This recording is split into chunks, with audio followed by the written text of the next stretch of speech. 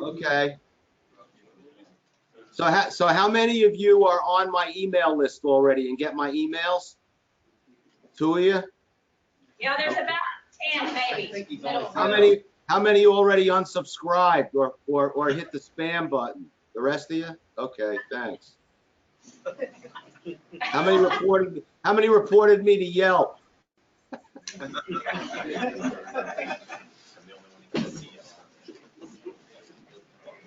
So I know this is the first time the association has had a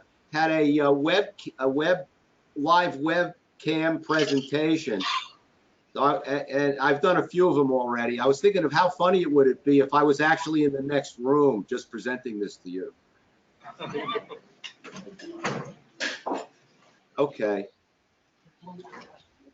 Yeah. Okay. So first of all, when I get started, by the way, should I get started yet or what? How's this going to work?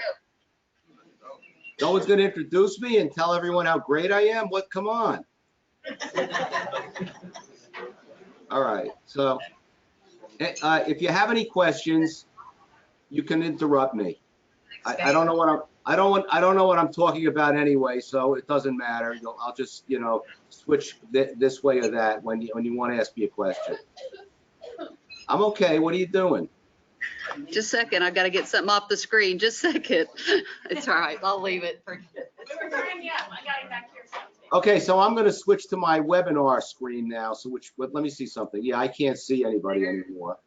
And let me hide this thing. How do I hide this? I just click out of it. No, I don't click out of it. No, you don't need to hide it. Just go into view.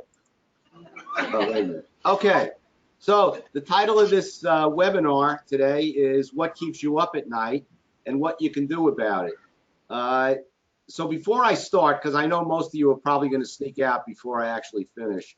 So we'll start by me telling you that we're going to give a 20% discount on your contract orders today. So if you decide you want to buy contracts today, you'll get a 20% discount. You fill out the order form, you're going to see the full price. When we see Oklahoma address, we're going to discount it 20%. I can only do that today because we can't keep track of where these orders come from. So if you order today and we have an Oklahoma address, you're going to get 20% taken off the order. Okay. So what keeps you up at night and what can you do about it? Well, you can use proper contracts. You can have E&O insurance, and you can develop best business practices for how you're going to conduct your business. Some of you may still be using proposals with your customers. It's extremely popular with all contractors, alarm companies included. It's fine. You can use a proposal. Make sure that that proposal does not end up being your contract. There really doesn't need to be any place on that proposal for a customer to sign off on it or agree to it. There should be nothing that turns it into an agreement. The agreements that you're supposed to be using are residential, commercial fire if you do that, home automation and integration. You should be using the disclaimer notice. So anyone who uses alarm.com has to use the alarm.com rider. And if you have electronic contracts, you should be using the disclosure and consent to electronic communication. So your deal with your customer, or your subscriber, as I like to call them, becomes formalized and finalized when the contract is signed. It needs to be dated. You need to fill out the proper name of your customer. If it's a corporation, make sure you have the full corporate name. Whoever signs it should indicate what authority they have by title. If they're a president or a VP or somebody or a manager, they should indicate that. If they're an agent for a principal, such as a managing agent, a property manager who's signing on behalf of an owner of a property, they should indicate that. If that's the case, you need to know who you're doing business with. With consumers, you have to get at least one of the adults at the house to sign, preferably all of them if you can, husband and wife, but it's really that you don't have to. A husband or wife can sign for each other. They could indicate on the signature that they've done just that. So a husband can write a wife by husband. You can do that, and that should be okay too. Now, there are two alternatives to using proper contracts, and here they are. You can go broke and you go bankrupt. They're pretty much the same. So you need to use proper contracts. It's that simple. I won't spend a lot of time on it. I want to point out right now about the contracts. A lot of people sit there and they think, I don't have any problems with my customers. I've never had a lawsuit. I've never had to go for collection. I've never had to defend a case. I just don't have any problems. I'm a great guy. I do great work, and I never have to worry about the contracts. Well, that might be true for your entire time that you're operating your business. But one of the things that probably all of you share in common is that eventually you're going to sell your business. And if it's not you that's selling it, if you're planning on passing it down to family or friends or employees or whoever it is, then they're going to sell it. Eventually, it's going to sell. The alternative to that is just closing, and that's not a good option, especially in the alarm industry and the RMR model business, because you're really working in this industry to build an equity position that can one day be sold. This industry, unlike a lot of other industries, you're not marking up your installations in a way that creates the kind of profit that is enough for you. Your things are so competitive in this industry that you're pricing your installations in such a way, and even your RMR services in such a way that there may be you're able to make a living, and sometimes a very good living. But the RMR model is that one day you sell that RMR, and that's where your pot of gold is. Okay, you have people that you get your RMR up to $100,000 at some point. By the time you're ready to retire after 30 or 40 years, so now you've got $4, maybe $5 million that you're going to get, and that's what you worked for all those years. Now, turning back to best practices, those of you that might still be running your own central station, it's over. You got to go with these wholesale operations. You simply can't compete with the services that they provide. The cost of operating your own central station is prohibitive. And I just want to take a look, because I don't want to spend any time on this part of it. Does anyone here still operate their own central station, if you want to admit it? So if you do, there's a problem, because you can't afford to do it.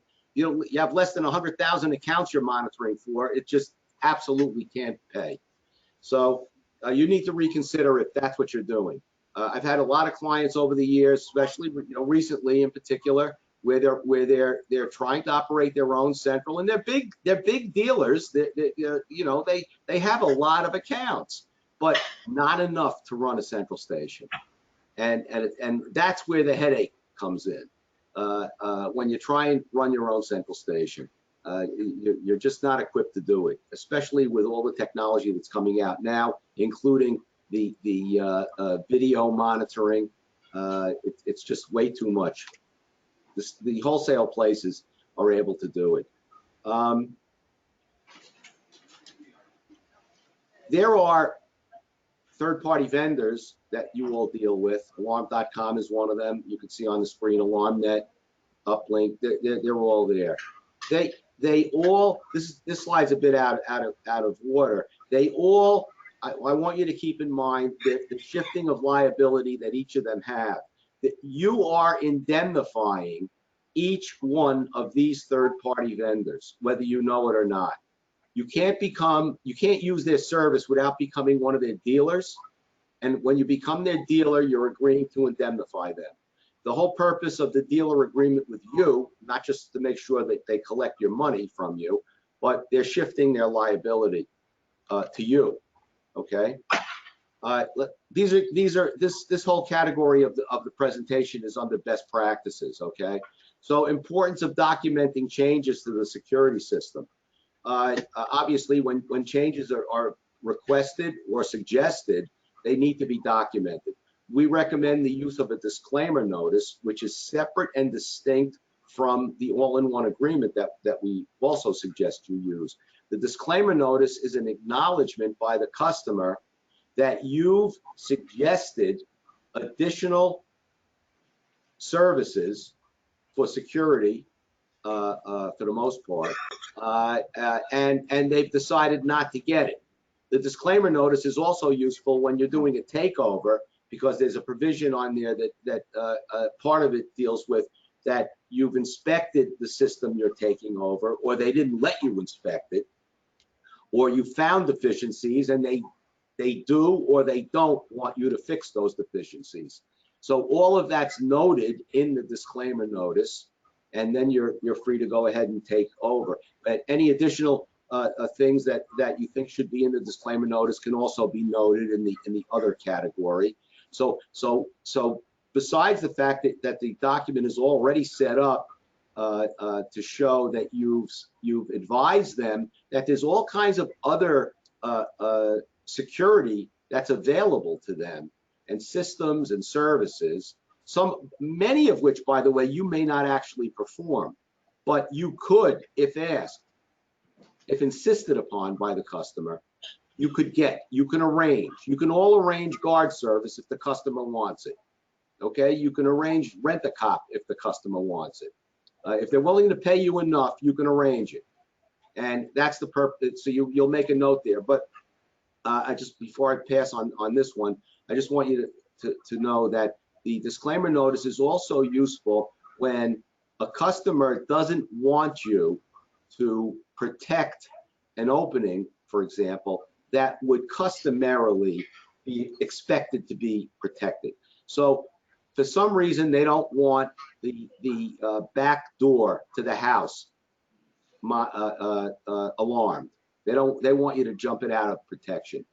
You need to make a note of that, because that would be something that would not be common and not be expected of you.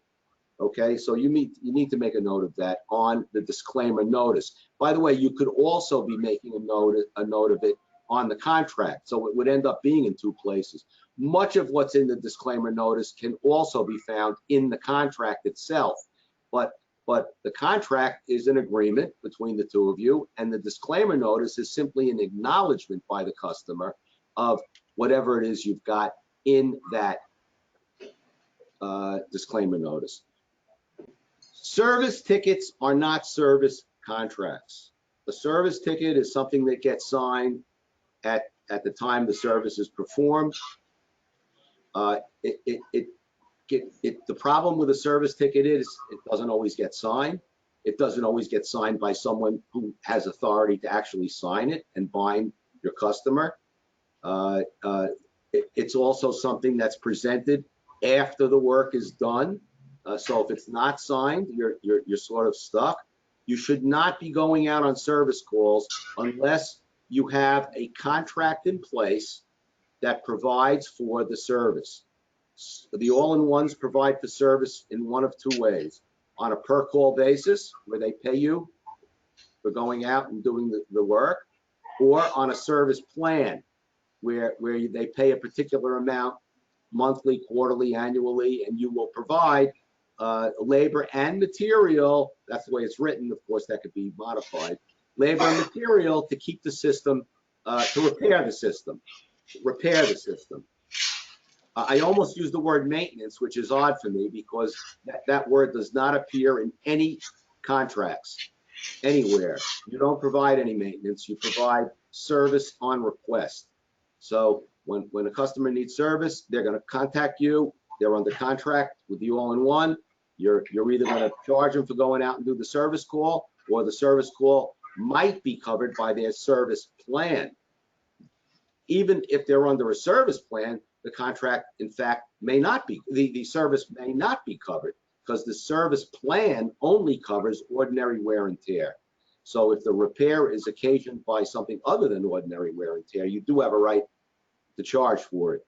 You can use some judgment as to whether you'll decide to charge. I mean, you might have a customer that's been paying you for 3 years and never had a service call, and all of a sudden they give you a call because their dog bit off a contact on a window, or someone broke a window and you got to come and fix it.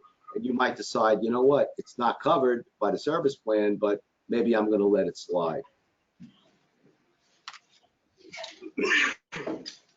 One of the biggest areas of error alarm companies make and their central stations make are failure to test the system, failure to identify zones, and failure to make sure that when the central station receives a signal from that zone, they know exactly what it's for and where it is. I can't tell you the resistance I get from dealers and central stations to test the zones, and it's a mistake, because many of the defense cases that we get are caused by this problem. A central station getting a signal, getting a Berg signal when it's really a fire, getting a fire signal when it's really a Berg, getting a signal not being sure what zone it's from. Maybe it's a supervisory signal that they get when in fact it's a burglary or a fire that's really going on. You need to be careful. You get this problem becomes really acute when you move central stations, because that's a time that you need to make sure that all of the accounts with all of the zones are identifiable by the new central station. So be careful. Just go back to this for a second. When you switch central stations and you're asked to sign a contract with a central station, or even with your current central station, you're asked to sign a contract.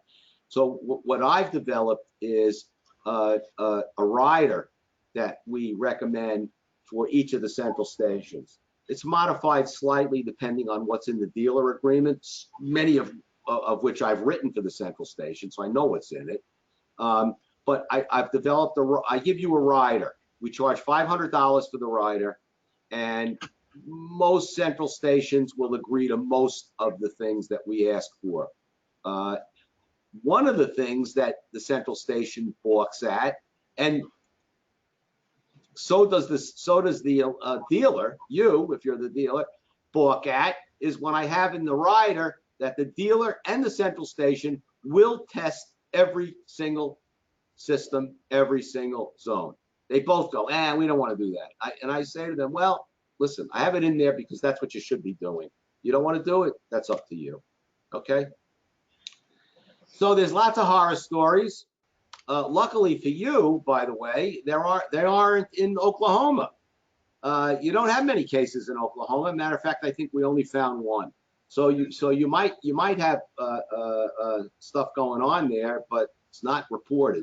So you don't have to worry too much about that. You do have to worry about your employees making errors in installation, of course, or service. You have to worry about misrepresentations that they might make when they're signing customers up.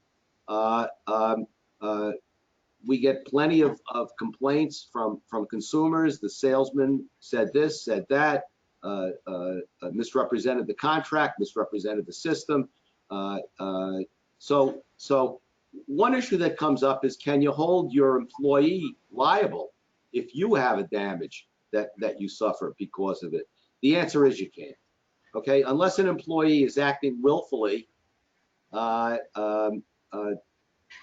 willful misconduct, you cannot look, an employer can't look to the employee to recoup damages. Okay, so a good example, which is an actual case that happened, there was a fair going on, and an employee, I forgot exactly what happened, but the whole fair burned down from the negligence of one of the employees, and the employer wanted to sue the employee for the damages that he was going to suffer, or did suffer, and the court held, no, you can't hold your employee liable for negligence. So if you have an employee that is negligent perpetually, consistently, your option is to fire them or train them better, one or the other. But you can't turn around to an employee and say, hey, you know what, you cost me $1,000 on this last installation, and you're paying for it. Can't do that. Best practices include carrying proper insurance. You need general liability. You need alarm industry E&O. You need to make sure you have alarm industry E&O. If you're insured by Allstate, they've got your auto, maybe they issued you a general liability policy for business. You don't have alarm industry E&O. You need to go to a company that has alarm industry E&O. My first choice at the moment is the program offered by National, ESA now, which is SARG. I just like the way they run their operation. They happen to have the best claims administrator who oversees everything. He's an industry guy. So he comes from the alarm industry. He owns a central station, and he knows what he's doing. And that's who you want watching your claims. You don't want people that don't understand the alarm industry, don't understand alarm cases, assign lawyers that have no idea how to handle an alarm case. It's not in your best interest. When an insurance company pays out on it, when an insurance company gets an alarm case and doesn't know what to do with it, believe me, you're the one that's going to pay for it eventually in increased premiums, in potentially being dropped by that carrier, or not being renewed when the time comes. Cyber liability is a up and coming issue. You might want to look into carrying cyber liability insurance as well. The contracts do have provisions in them now that say you're not responsible for cyber liability unless but we do have a new provision in the contract this year that you are selling cyber security, and if probably you can't provide it, you need to bring in a company that does provide cyber security. And they're listed on the Alarm Exchange. You can find them. I think there's more than one, I think, listed there. And you can bring them in, and then they provide encryption services and monitoring of the customer's system. So the alarms. The reason for this is that the alarm systems today are connected to the customer's internet one way or another, and apparently, and I'm not an expert in this part, can be a bridge to the rest of the customer's system, the computer system. So that's the threat of cyber liability. The alarm industry is a little unique in terms of shifting of risk. Okay, I see, you see here, I write risk generally runs from the bottom up. Normally, you are the one that would be indemnifying your customer, but in this industry, we ask the customer to indemnify you. But you're just one part of this totem pole, and you sit just above the customer, actually, because on top of you sits the third-party vendors and then the manufacturers. So you need to be clear where you are in the indemnity issue. Also, many of you are being asked to indemnify your customers, and that is a serious issue. You probably need counsel to negotiate that provision for you and navigate yourself through the modification that's probably needed. I'm not saying you can get it, and you might wind up taking a job where the customer says to you, sign it or get lost, and you want the job, so you're going to take it and you're going to indemnify them. In that situation, my advice to you will be, make sure you name the customer as an additional insured on your policy. If you're providing indemnity, make sure you name the customer as an additional insured. That way, you will have your insurance coverage backing up your indemnification duty, obligation. Without the insurance to back you up, you're the one that's going to be paying on that indemnification. And that's not a position you want to be in. So that's an important issue. Okay? Oklahoma, like all the other states in this country, permit alarm companies and many other industries to limit or exclude entirely their liability for breaching contracts and negligence. It's an interesting shifting of the liability, because it's a bit different than the indemnification, where we say, okay, customer, you're going to indemnify the alarm company for any losses that may arise. That's an understood issue. It's also permitted. But it's another thing entirely to have a provision in your contract that says, listen, customer, you are prohibited from suing us. We are excluded from liability. We are exculpated from liability, or we are limiting our liability to such a minimal number and amount that it pretty much is the same as excluding liability. So the courts everywhere say they will enforce those provisions reluctantly. They're constrained to enforce them. They will look for any way not to enforce those provisions, because without those provisions, you are going to be liable for breach of contract, and you're going to be liable for your negligence under other circumstances. So you need the contractual protection to get out from under that exposure. Your insurance company depends on you to get out, to use a proper contract so that your insurance company is not exposed to paying claims that they don't have to because of your contract. Your central station depends on you, because your central station generally will not have its own contract with your customer. Most of you don't like doing that. And therefore, the central station's relying on your contract with your customer. And if your contract is not worded properly, the central station's exposed. The same with the third-party vendors. Alarm.com separates itself because it actually insists that its terminology be incorporated in your agreement. I've determined that the Alarm.com terminology is not as protective as what we have in the all-in-ones.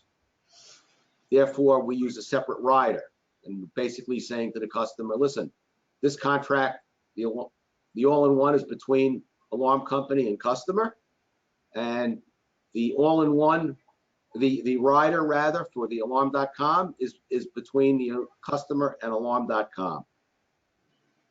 So there's basically two different levels of protection that's being offered with those two different agreements. They're similar, but not exact. So by contract, you wind up shifting your liability and limiting or excluding your liability, but you only do it by proper contract. You make mistakes in your contract, you're not going to have that protection, and you're going to be exposed. Exposure will end up with your central station telling you, forget it, we can't keep monitoring you unless you use proper contracts or get our contract signed. And the same with the insurance companies. They're going to tell you, when we agreed to underwrite you, we asked you what contracts you're using, and either you showed us something that you weren't using, or you alter it too much, or we made a mistake altogether by approving the contract you sent us, and your premium is going way up, and we're not interested in insuring you anymore. This is an Oklahoma case. It's not actually an alarm case, I don't think. Oh yeah, it is. Again, a security company. I'm not going to get into this case. It's not interesting enough.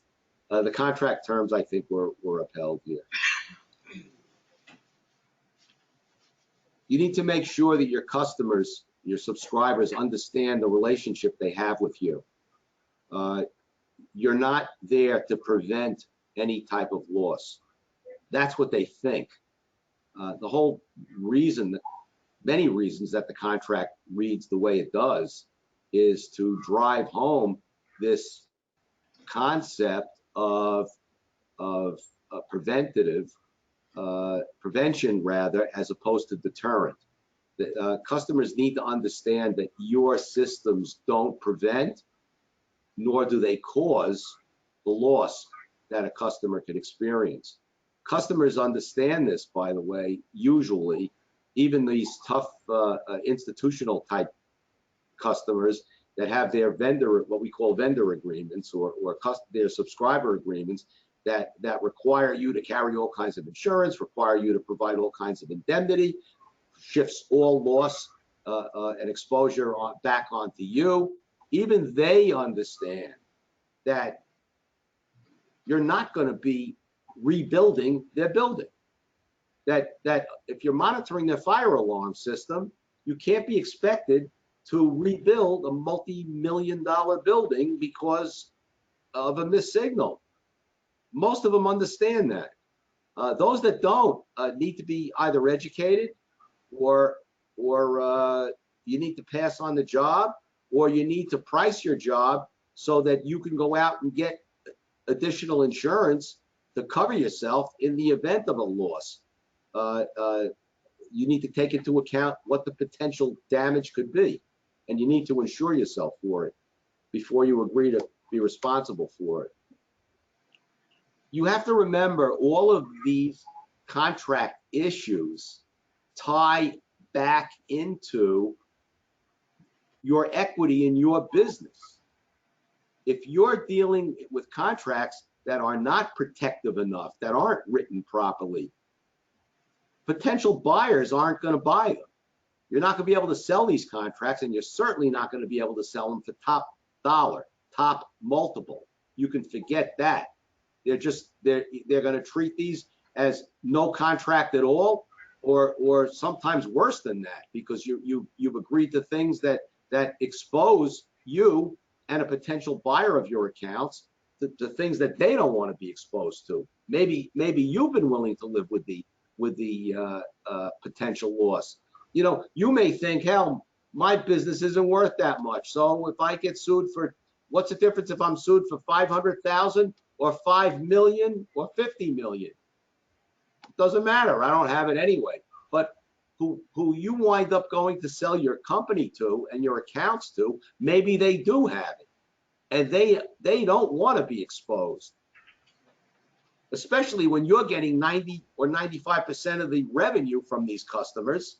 I'm talking about a central station now that might be monitoring your accounts and the exposure that you're asking them to take in the proper contract. So maybe the least important reason for a proper contract is your collection issue. Some of you may want to be involved in collections. If you use our contracts, we will support your collections. There's an arbitration clause in the contract. We're able to bring arbitration proceedings. Generally, the expense filing fee is usually $125. We're able to mail the papers to your customer. Very often, we're able to sell it right away, particularly when we deal with out-of-state clients like we would be with you guys, because you're in Oklahoma. the defendants don't really want to get involved in an arbitration that's filed here in Nassau County. Nobody has to come to Nassau County, but they're just uncomfortable with the whole process, and they want to get rid of the case as soon as they can. That's a successful collection. Of course, if you're sending us a customer that's entered the realm of the Walking Dead, we can't collect any money from them. So there's no point pursuing them, whether it's a corporation that's gone belly up or an individual that somehow has. So, but we will support your collection action at least through the arbitration process, where most of these cases will be resolved if you're using our contracts. Contract terms, there's nothing special going on in Oklahoma, I don't think, in terms of length of term. Our residential contracts are 5 years, our commercial are 10. You can change them if you want to. I don't see any reason for it. I do have automatic renewals month to month. Contracts do have to renew in this industry. You don't want to have a situation where the contract ends and you make the mistake of continuing service. It could be deemed that you've done it without benefit of a contract. You can't provide any kind of fire or security services without the benefit of a contract. Your exposure is just tremendous, and you need the contracts to limit or exculpate you from that exposure. So just remember that. That's why you're entering into these contracts. All the contracts do give the customer the right to increase the limitation of liability. I get calls asking me, what do I do now? They want to increase it. Some of them understand that they're willing to pay for it. Others just want to increase it without paying for it. The answer is it's right in the agreement in a way. You're willing to increase your exposure because it's 6 times the monthly charge. So that's the formula. They want to go to 6,000. It's 6, whatever you do the multiplication, 6 times what they're paying monthly, that's your limit. They want to raise the limit, they have to raise the monthly. If a customer starts telling you they want $1 million exposure or $10 million exposure, then your answer is, well, hang on, let me find out if I can get an insurance policy to cover this situation, and I'm going to add that to the price that you're going to have to pay. The customer then will say, well, we already carry insurance, and your answer to that is exactly, which is why you shouldn't be asking me to insure your building or your inventory or whatever other risks that you might be taking on. Okay. So indemnification, I said before, it's something that you're probably going to need to be negotiated. It's going to come up with your customers. Some of you may not be willing to make any changes to your contracts, and that's not a bad thing, but you need to know when to bend and when not to. Okay. We got a question. What's the difference between a contract and terms and conditions of doing business with somebody? Basically none. If they've agreed to your terms and conditions, they've agreed to your contract provisions. So it's basically the same thing. Auto renewal. You should go back and get new contracts signed, especially if you got the 5-year and 10-year contracts, because after 5 or 10 years, those customers can use an upgrade, and the contracts have certainly gone through an upgrade, and you're going to want to get a new contract signed. When you go to sell your business, your buyer is going to want to know what vintage agreements you're using. It's not enough to say, I got a Kirschenbaum contract. They're going to say, okay, when did you get it? If it's 1995, they're not going to be that impressed. So you need to be cognizant of that. This is the contracts are really the most valuable part of the business, and so you need to keep them updated. DIY, a whole other topic, of course. I think you should be selling those products. Why not? You can install them. The wireless systems have their own problems, but the all-in-one agreements certainly encompass the DIY systems and equipment. If you're going to go into the DIY business, if you're selling just within your own territory, let's say within Oklahoma, the contracts you're using for your professionally installed systems will work. If you're opening up to the whole country, then you need to comply with consumer laws throughout the country, each different state, and you need to go to one of our all-in-one, our nationwide agreements, rather. And they're on the order form, alarmcontracts.com, where you see the nationwide form for the DIY system and the nationwide form for the PERS system, okay? So keep in mind that your company is evolving. You're not selling or installing or monitoring or servicing the same systems you did 10, 20, 30 years ago, maybe even 5 years ago. So you have to expect the contracts to evolve as well. I can't tell you how many people are still using 10-year, 20-year-old contracts. I mean, I'm just flabbergasted by it. I hope none of you are. Subcontracting out your services, you can do it. There's new stuff coming along with subcontractors. You need to be really careful. You need to make sure that they really are subcontractors. If they're working exclusively for you, if they're working 30 hours a week, they're not subcontractors. They're your employees. You need to treat them like employees. They're entitled to some benefits. It might cost you a little bit of money extra, but at least you're not going to have a problem down the road. Treating a subcontractor, treating an employee as a subcontractor has its risks. You can be audited from your workers' comp policy. You could be required to pick up that employee. Employees could end up suing you because you haven't provided the employee benefits. You could be exposed if the employee is hurt on the job and they're not going to be covered by your workers' comp and they're not carrying their own. They could be fined from the Labor Department. You need to be careful. Again, that's a whole nother topic. Now I'm going to go through some of these things. Actually, I have 15 minutes left. I want to see. Let me see. I took down your screen. Okay, there you are. I see you. Everyone is still awake. I'm glad to see that. So does anyone have any questions before I go any further? Because we're getting close to the end of the hour, and I think that everyone wants to run out of there. I had Andy. Yeah, I got a question on your contracts. So we use your contracts for the vast majority of what we do. So thank you for that. But is there a way for us to know? I mean, do we need to annually update and get a new contract from you by? Is it every 2 years? What do you recommend as far as updating our contracts to keep them current? We've been recommending every 2 years.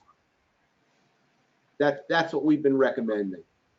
Do you have some kind of system in place that would allow us to get notification when you've updated one of your contracts?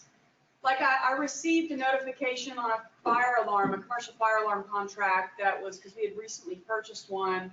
And so I was able to get that update in the verbiage at no additional cost.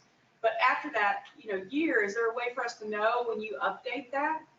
Well, one, you can read my emails because I usually announce updates and changes in the emails. I think every single change we've ever made to the contracts we've talked about in the emails, saying it's being changed. But it's not possible for us to keep track of what's in your contract as opposed to the guy next to you, even if you wound up buying it in the same year, because we do make changes throughout the year. So for example, if you buy the contract today, it's already got the 2020 changes in it. Now there might be changes between now and January of 2020, but not likely. And if you have a contract that you bought in 2017, there have been enough changes to warrant you updating your contract. Look, the cost of buying the new contract is not a lot. If you're printing these forms, that might be an expense. no one's telling you to go out and buy 10,000 contract forms and that you pay a lot of money for that wind up having to go in the garbage. But it's one of the poorest business practices as far as contracts go is to overprint your contract forms and then say, well, I want to wait till these run out before I reprint, get new contracts. That's not the way to decide what new contracts you need. If look, we could sell you contracts today that in a couple of months, Oklahoma all of a sudden has a change in law. But you'll know that from reading the emails that you need to update the contract. You mentioned about getting a free update. You're right. We provide a free update within 6 months of the purchase, and an update within a year is half price. After that, it's just full price again. You have to realize these contracts are they're mass marketed and they're cheap in terms of what you would normally expect to pay for a customized alarm contract. So, and I know that because alarm companies hire me to do customized contracts, and they wind up paying thousands of dollars. And really, all they needed was the basic standardized form that we do offer. I think that we've incorporated every great idea that's come our way into these forms. Anything else? Nobody? What's for lunch, maybe? I mean,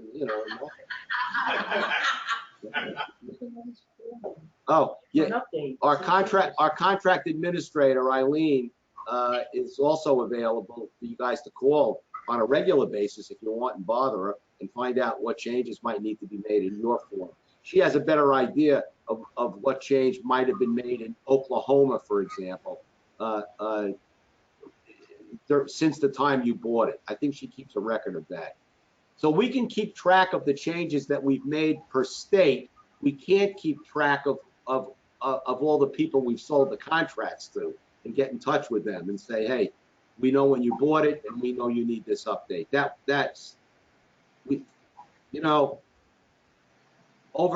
In case you're wondering, well, who the heck uses these contracts? How many of you actually have our contracts? Just one person? 2, 3. About Okay. 5 hands in the room. Okay, well, I want you to know that probably half the industry uses our contracts. Okay? If there's 15,000 alarm companies in this country, half of them have bought these contracts. So those of you that are sitting there and didn't raise your hand, I don't know what you're using, but you might want to question it and think about it.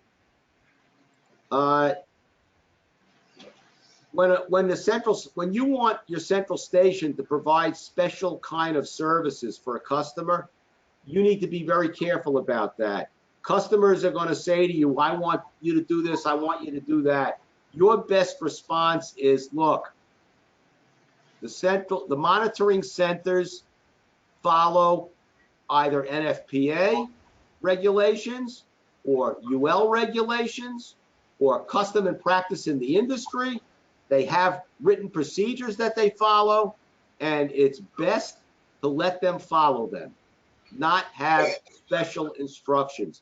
No matter what your monitoring center owner or salesman says about, yeah, we'll accommodate any changes you want, keep in mind it's a $12 an hour operator that has to implement that change in procedure. Okay, it's another area for error, which you don't need. All right, so be careful about that. Police departments are asking for information. AHJs are asking for information about your customers. It's an issue that you're going to have to deal with. I don't know whether Oklahoma has any areas that are requesting this information, but this has been coming up. If you need any guidance on it, you can just contact me. So we have a bunch of questions here, which I can't get into right now because we're really towards the end. So that's where you get your contracts if you want to order them. If you order them today, anyone with an Oklahoma address is going to get 20% off today. Today. After today, we won't be doing it with 20% off. Or anything else after that? Oh, we have a concierge service for those of you that want to have a closer relationship with me and my office. For $145 a month, you become our basically retainer client. You get 10% off on all our legal services and all the contracts. Not collection, by the way, which is 1/3. We get 1/3, so you don't get anything off on that. But you do get off on contract orders and any legal work we do. You get a bunch of quick questions answered. I answer quick questions for the industry. You don't have to be a concierge client for that, but you'll get more questions and more leeway before I decide to charge for the question that you've asked. So that concierge program, it's on our website. If you're interested, sign up. If you do, sign up before today, before you order your contracts, you'll get an additional 10% off. So that's it. Let me just see here. Okay, there you all are. Okay, it's time to wake up. And you can go home, and good luck. I hope Sheriff, what's that guy's name? What's that show that was out? Netflix, that the sheriff, I know his name. I like that show. Come on. Longmire, right. Right. I just want to make sure you're not sleeping. You know, I wanted to make sure that you didn't just click, you know, freeze my screen, so I'm still looking at you guys, and you all left already, you know? We're listening. Okay, last chance. Any questions? No? Okay. Well, if you do have questions, you're always welcome to call me. Okay? I want to thank Dana and Ruth for setting this up. I hope that this format is acceptable to you guys. I'm willing to do it anytime you want. I admit to no preparation, so it's not a problem. I'll